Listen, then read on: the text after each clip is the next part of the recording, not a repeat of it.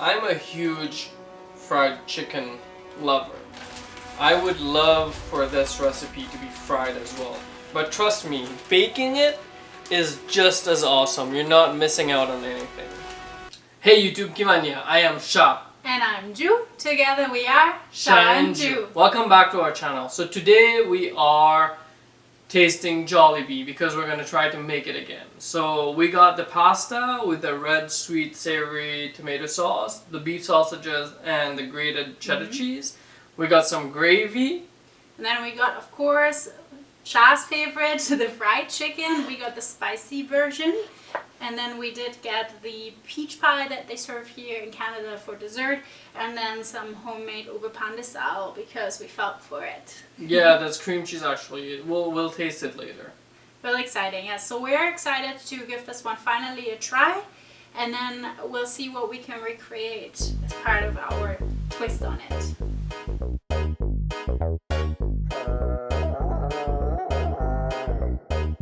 Lunes, yo me llamo Tarzán y la gente me dice ¿cómo es? El rey de la selva. Jane es perfecta gracias a sus raíces. ¿Sabes cómo es? El rey de la selva. Ando con mis leones cazando los ciervos. ¿Cómo es? El rey de la selva. Yo soy de fiesta de leones a cerdo. ¿Cómo es? El rey de la selva. I'm going to start with the pasta.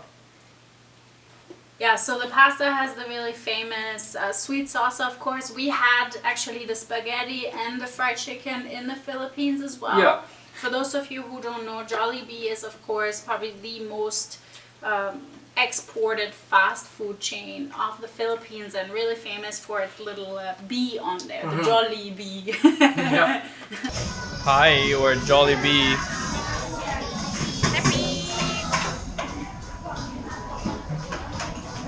Being around. Yeah, let's see.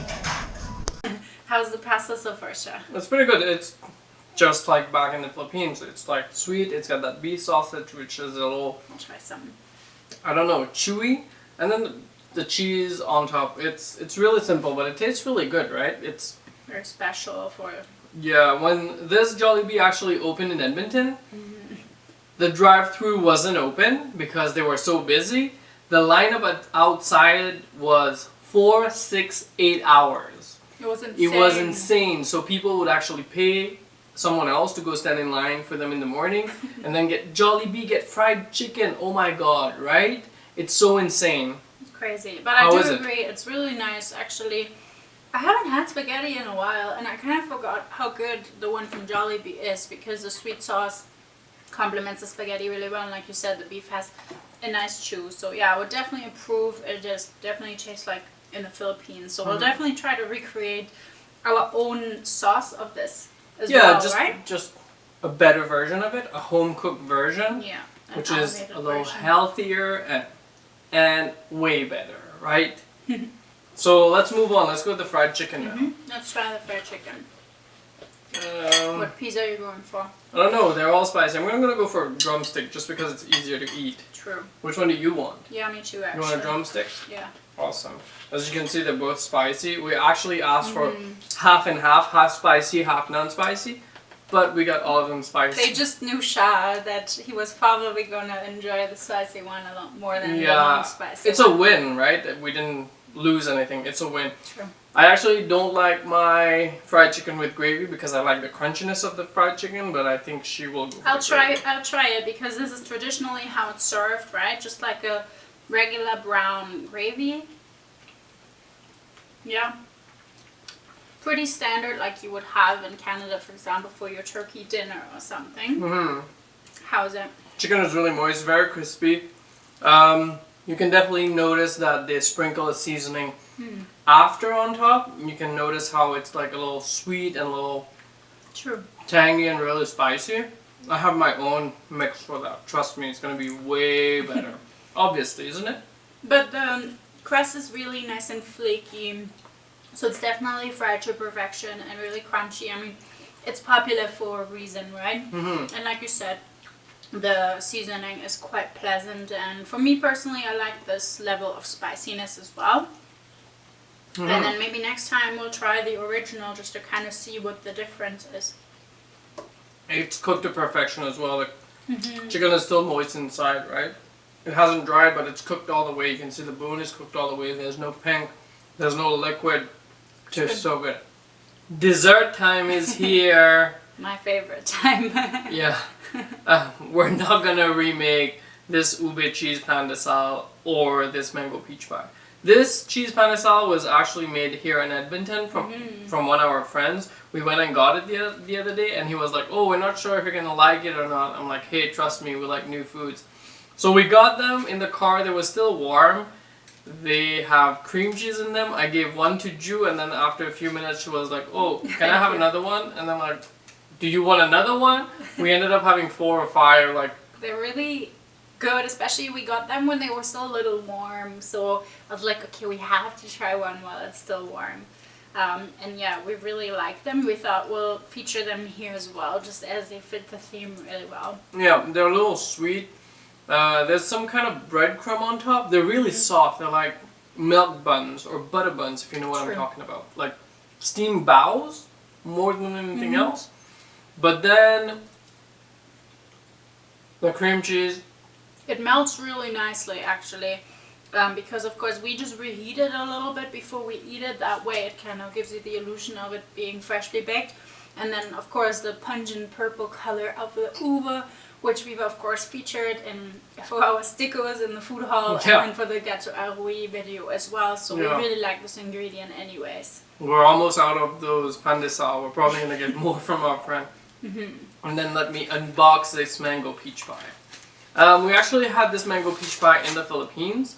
And we were looking for a halo halo ice cream, but there was none in the Edmonton location. I wonder if they're gonna have it further down the road, maybe, or anywhere else. We might be in Toronto and Montreal, so maybe there. You never know, right? Any country with any fast food chain, it's a little different for every country, right? You may get something different in, let's say, India to North America or Europe.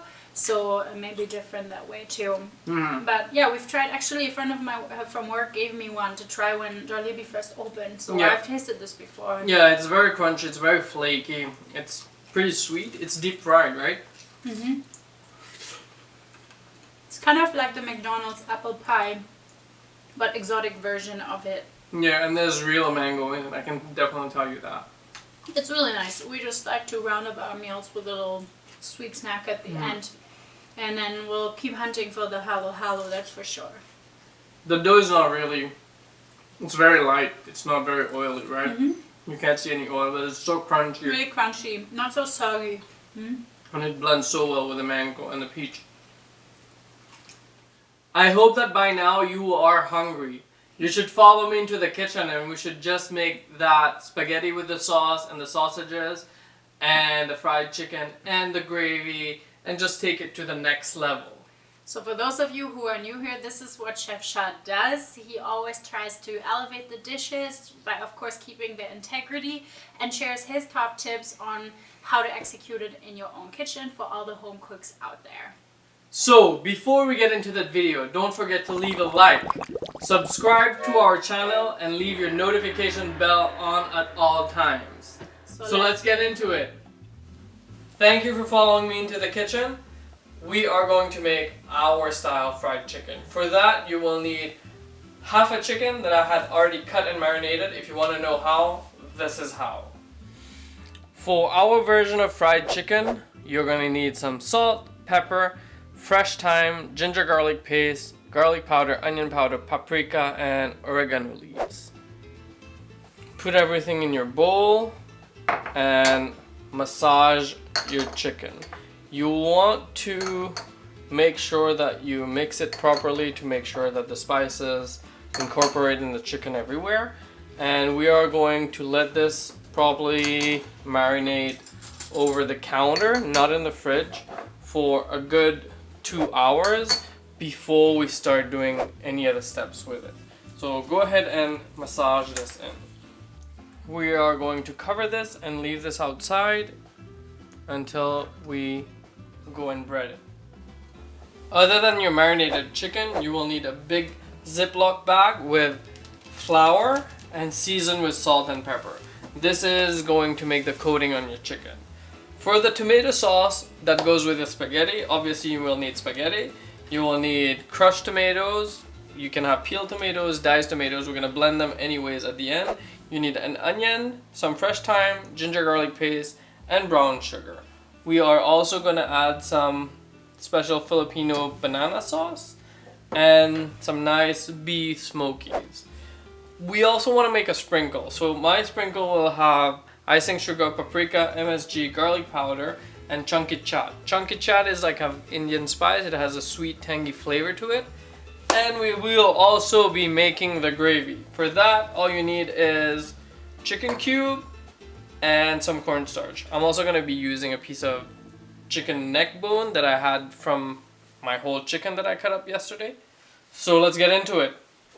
I have these pieces of neck bones that I had marinated with the chicken, and I had cut it yesterday when I cut the chicken. It was marinating in the bowl. Make sure that you marinate your chicken for at least 3 hours. I'm gonna toast the bones a little. So Ju, would you put some canola oil in my pot, please? How much do you need? I would say 2 tablespoons. Let's see how much 2 tablespoons is, Ju. Yeah, about that. Right, good job. Yay. So I'm going to put now my bones in. Just be a little gentle. Just be a little gentle. You don't want it to splash. You don't want to burn yourself. So you want to make sure that you lightly toast your bones. You don't want them to burn, remember? So we're going to cook this until they're nice and juicy and brown. And then we're going to put some water and a chicken cube. And we're going to let it boil away. Once those bones are nicely toasted, throw in your chicken bouillon. Fill your pot up halfway with water. We are going to bring this to a simmer on a medium to high heat. We're going to let this boil over so every flavor gets mixed into the liquid. While the gravy is cooking away and boiling away, let's make the tomato sauce. For that, you will need to warm up a pot and have some oil in it. Ju, would you oblige? Second time I'm being the expert for that. Yeah. So how much oil did you add actually? Around 2 tablespoons. Awesome. Thank you for that. You're welcome. We've noticed yesterday that the Jollibee pasta sauce is a little on the sweeter side. We still want to make it a little sweeter, but not as sweet. We just want to give it a different tone of sweetness. So you want to cook your onions on a low to medium heat. Don't burn them. You want to slowly cook them away before we add the ginger garlic paste and the sugar in a bit. Once the onions have turned translucent, I mean they start losing their color and becoming a little transparent, they will also brown at this point. You want to add your ginger garlic paste and cook the ginger and garlic paste. Remember, this needs to cook before you add anything else.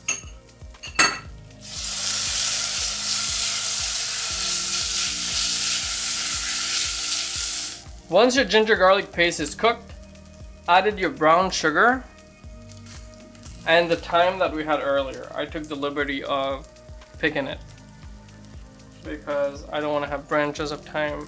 And make sure that the sugar actually dissolves and everything before we add the tomatoes. Once your sugar is dissolved, you will notice that it coats all the onions. Add in all your tomatoes. We are going to let this sauce cook on a low to medium heat. We want the onions to actually shrink and be soft so we're able to blend it later. And then we are going to add the banana sauce. Famous one. Yeah, we tasted the banana sauce. We are really happy with it. It tastes like banana ketchup. Next step is the chicken. As I mentioned, I have a Ziploc bag with salt and pepper and flour in it. You want to take your pieces of chicken one by one. As you can see, we bought this chicken from a farmer's market and it's huge pieces. What you want to do is close your Ziploc bag tightly and do the shake dance. You know what the shake dance is? We like to shake it while we cook. Yeah. Make sure you shake it around. Your chicken is still inside. Just press it so it can absorb some of that flour and then open it up. Shake it again, but gently. Treasure hunting in the flour. You don't want to sprinkle flour all over your workstation. Once you've shaken it out, you are going to put it on a plate. We are going to do that again in 15 minutes. So let me just do that and I'll get back to you. While we are waiting for the chicken to absorb a little of the flour, let's make the sprinkle. The sprinkle is actually a seasoning that we're going to put on top of the chicken when it's done cooking, because that's what we noticed with the Jollibee yesterday. So I'm going to start with a little turmeric, chunky chat, garlic powder, MSG, paprika, and icing sugar. Make sure you mix all these goodies in. Make sure everything is mixed properly. Keep it in a cool and dry place. You don't want this to absorb any humidity. You don't want this to be lumpy. You want this to be as powdered as possible. So once you've done this, just put it on the side and keep it for later. After 15 minutes, you will notice that your chicken is sticky. As you can see, it sticks to one another. This is the perfect time to give it another layer. I do that just to make sure that I have a nice level of crispy skin on the outside, so it creates that nice block on the outside kinda, so it can stay nice and juicy. That's how I find it works better, right? Like, I think this is perfect. While I do that, Ju, do you want to get like a tray ready with a rack so we could probably put it in the oven? We're not gonna deep fry this one, right? No, we're gonna be healthy about it. And guess what? Chef Sha, it's already done for you. I'm a huge fried chicken lover. I would love for this recipe to be fried as well. But trust me, baking it is just as awesome. You're not missing out on anything. Yes, so Sha, do you want me to already preheat the oven in the meantime? Yeah, actually, do you want to preheat the oven at 380 degrees Fahrenheit? Yes. And then we will see you in a bit. You will have to be a little more patient at this point. You need to wait 10 minutes. 10 minutes will make sure that the flour absorbs into the chicken and it creates that perfect crust. So after 10 minutes, your chicken should be ready to be put on your rack. We have sprayed this rack so it doesn't stick to the bottom. Make sure your chicken is like spread apart evenly so they have enough space to cook all of them. And we are going to spray them with a cooking spray. You want to make sure that it's not drenched but just covered. Make sure you spray the chicken like all over, like on all sides. It's better than deep frying, trust me. There's less oil that's going into your chicken. Plus it's gonna drain most of it when it's cooking. The chicken will go in the oven for about 20 to 25 minutes. We'll check on it in 10 minutes. Our bouillon has been cooking for about 25 minutes now. As you can see, it's pretty dark brown. It smells so good right now. We're gonna go ahead and strain it and then we'll finish it. Again, don't splash. Be gentle.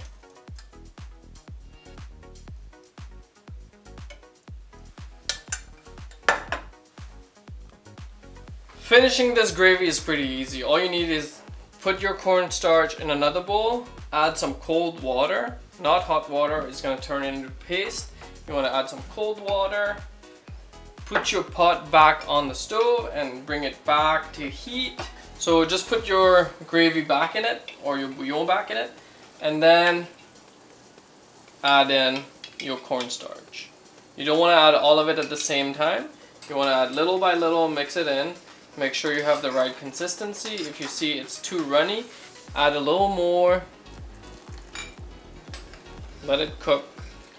Right now I'm just cooking down the cornstarch, making sure you can't taste it when you're going to eat it later. So you don't want to boil this too much. As you can see, mine is on a very low boil. I'm gonna boil this until the chicken is ready so we can eat it piping hot. While we are waiting for our water to boil, let's go ahead and blend the tomato sauce so we're able to add the banana sauce and the sausages. While I was cooking the sauce, Ju actually cooked the pasta and she made sure it was done. So I'm just gonna finish the sauce and make sure it's perfect. I'm going to slice my sausages. You can cut them however you want. You want to slice them just like this. I like to make them half moon, so I cut the sausages in half and then I slice it. we're going to fry this sausage just a little. Ju, do you want to spray my pot that I have on with a little, very, very little canola oil, please? Yes. Thank you. Beautiful. Once you had sprayed this, I'm going to fry these and make sure they are toasty and they brown a little on the outside. Once your sausages are lightly sauteed, we are going to add our banana ketchup. I am going to cook the water out of the banana ketchup. I want it to be as concentrated as possible, so have as much flavor as possible but with less water. Smells really good already. Smells really good already. Reminds me of Jollibee, but better in Edmonton. After 10 minutes, you want to flip your chicken. This is looking really good already. Sure is. These pieces are going to cook for a longer time, I feel. So I'm going to give those pieces another 20 minutes. If you're using smaller pieces of chicken, use your judgment and know when you're taking them out. A cool tip is to poke them. If you see any pink liquid coming out, you know they're not ready yet. So let's just put these back in the oven and cook them for another 20 minutes. So once you see that the ketchup is starting to stick at the bottom and create a layer, don't burn it, turn your heat down and add in your tomato sauce. Don't splash. I've splashed myself earlier. Boom! And let just this mix and cook for 5-6 minutes until you see it change in color. Stir constantly just to make sure it doesn't attach to the bottom. And we're going to assemble.